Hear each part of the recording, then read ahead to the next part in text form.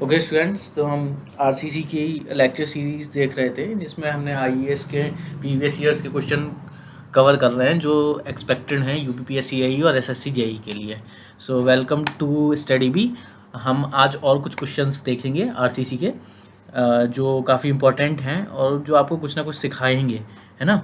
तो अपन कुछ प्रोविजंस भी नए देखेंगे जो जनरली एसएससी वगैरह में नहीं पूछे जाते हैं, है ना। बट होता क्या है कि जो एसएससी में नहीं आता है तो उसके चांसेस ज़्यादा रहते हैं कि अब वो पूछ सकता है ना। तो अपन वो चीज़ कवर करेंगे सारी आज। Okay, so our first question is a box girder section is subjected to a load as shown in the figure below.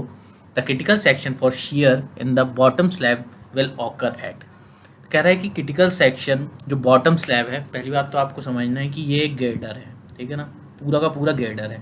Girder क्या होता है? मेन बीम होती है, ठीक है ना, जो ट्रांसवर्स लोडिंग लेती है। तो देखिए ट्रांसवर्स लोडिंग लग रही है, ठीक है ना। ये आपकी हो गई बॉटम स्लैब, ये हो गई आपकी अपर स्लैब। तो कह रहा है कि बॉटम स्लैब में आप ये बताइए कि क्रिटिकल सेक्शन कहाँ है शेयर का, ठीक है। तो आपको क्रिटिकल सेक्शन पता होने के लिए शेयर का आपको उसके प्रोविजंस पता होने चाहिए मेनली, तो ठीक है। तो IS 456 क्लियरली कहता है 22.62 क्लॉज के according critical section for share वो बताता है, ठीक है ना। IS 456 का क्लॉज है, वो कहता है the shear computed at the face of the support shall be used in the design of member at that section except. कह रहा है कि जनरल केस में आपको at the face of support मानना है क्रिटिकल सेक्शन को, ठीक है। एक्सेप्ट कहता है when the reaction in the direction of applied shear introduces compression into the end region of the member sections located at a distance less than d from the face of the support may be designed for the same shear as that computed at distance d। कह रहा है कि general case में तो आप face of support पे ले लो, but जब जो अप्लाइड शेयर है, जैसे अप्लाइड शेयर है इंट्रोड्यूसेस कंप्रेशन, ये देखो ये जो अप्लाइड शेयर है ना, ये at the end region compression को इंट्रोड्यूस कर रहा है, ठीक है। तो इस केस में क्या करना है आपको, जो क्रिटिकल सेक्शन होगा शेयर का वो at a D distance from the face of the support हो जाएगा, ठीक है। तो ये डी, और ये डी क्या है, ये है इफेक्टिव डेप्थ ऑफ स्लैब, ठीक है ना, और बीम, ठीक है।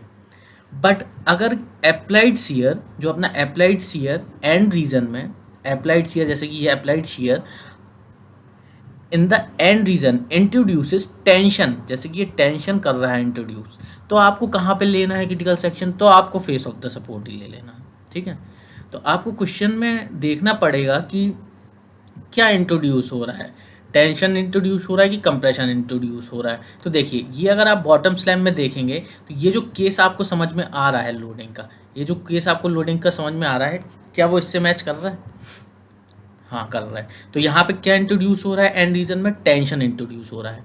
और अपना कोड क्या कहता है कि केवल कंप्रेशन अगर इंट्रोड्यूस हो तो d/2 पे लेना है वो आपको, नहीं एट ए डी डिस्टेंस लेना है आपको from the face support. But यहाँ तो टेंशन इंट्रोड्यूस हो रहा है, तो आपको क्या लेना है, जनरल केस को मान के फेस ऑफ द सपोर्ट आपको क्रिटिकल सेक्शन को मानना पड़ेगा। तो आपका आंसर यहाँ पे क्या हो जाएगा,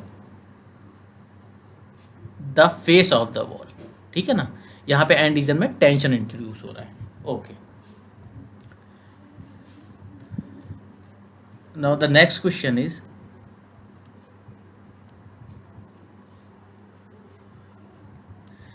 the critical section for computing design shear force in an RC beam where the support exert a compressive reaction at a option the center of support, the face of support, a distance of half of effective depth from the face of support, A distance of effective depth from the face of support.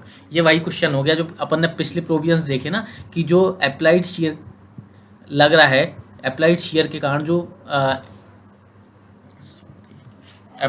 कारण जो reaction introduce हो रहा है, अगर वो compression reaction introduce हो रही है एंड रीजन में, तो आपको कहाँ लेना है, from the face of the support D distance पे आपको क्रिटिकल सेक्शन को मानना है, ठीक है। तो इस प्रोविजन के अनुसार अगर आप इस क्वेश्चन को पढ़ोगे तो आपको जो आंसर मिलेगा at a distance of effective depth from the face of the support, Okay, so D is the answer.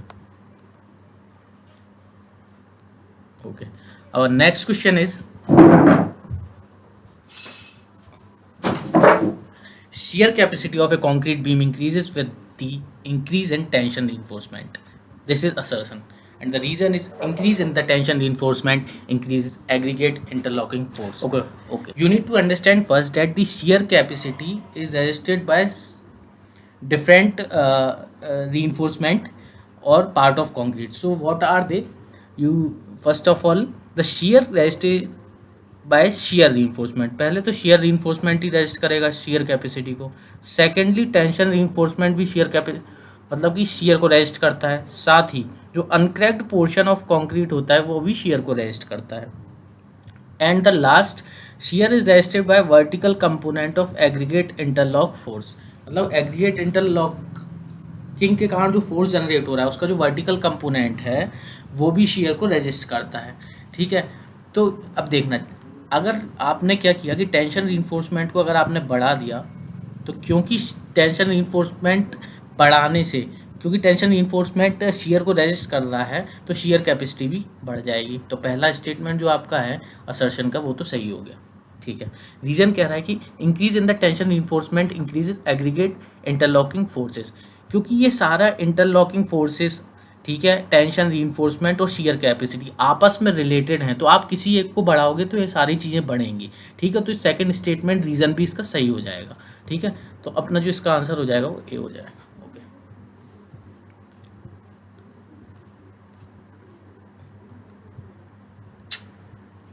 Now next question is, the chances of diagonal tension cracks in RCC member reduces when. ठीक है ना, वो कह रहा है कि diagonal tension के कारण जो डायगोनल क्रैक्स आते हैं वो किस कंडीशन में रिड्यूस हो जाएगा, मतलब कि डायगोनल टेंशन रिड्यूस कब हो जाता है. ठीक है ना, तो आपको ये प्रोविज़न पढ़ना बहुत ज़रूरी है. IS 456 का 40.2.2 में एक प्रोविज़न दिया गया है कि shear strength of member under axial compression. ठीक है ना, इसमें ये कहा गया है कि for member subjected to axial compression the design shear strength of concrete is in table 19 shall be multiplied by the following factor. मतलब कि जो डिज़ाइन शेयर स्ट्रेंथ है कंक्रीट की, ठीक है ना, उसमें डिक्रीमेंट आ जाता है, उसमें इंक्रीमेंट आ जाता है अगर एक्सियल कंप्रेशन फोर्स सेक्शन पे एक्ट कर रहा है. ठीक है, तो और इंक्रीमेंट किस फैक्टर से आता है, इस फैक्टर से आता है. ठीक है ना, इस फैक्टर से इंक्रीमेंट आता है. बट इसकी जो मैक्सिमम वैल्यू होती है वो 1.5 होती है. ठीक है ना, यहाँ पे जो PU होता है वो एक्सियल कंप्रेसिव फोर्स होता है न्यूटन में. AG जो होता है ग्रॉस एरिया ऑफ कंक्रीट होता है mm² में.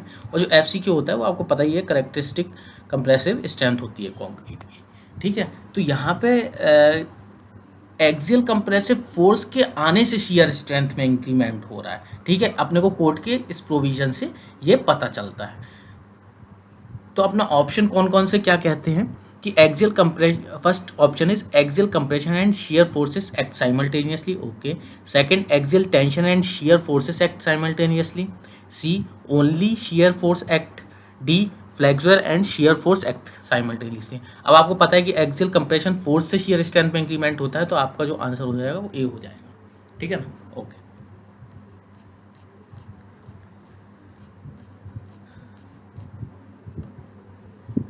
Okay, now next question is, when a masonry wall known as a shear wall, मतलब कि किस केस में जो मैसनरी वॉल है उसे shear wall कहा जाता है.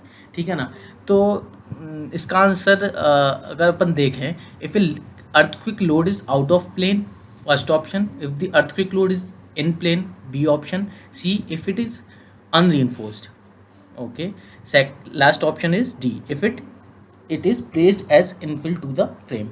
तो इसका आंसर जो है वो B हो जाएगा, if the earthquake load is in plane. अब अर्थक्वेक लोड 3 तरीके से लगते हैं. ठीक है ना, अब आपको इस फिगर में समझ में आएगा.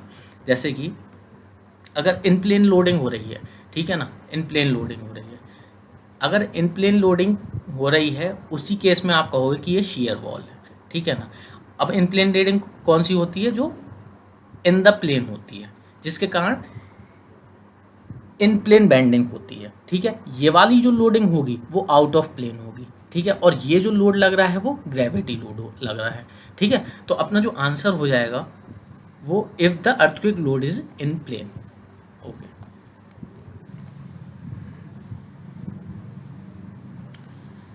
Okay, that's all for today.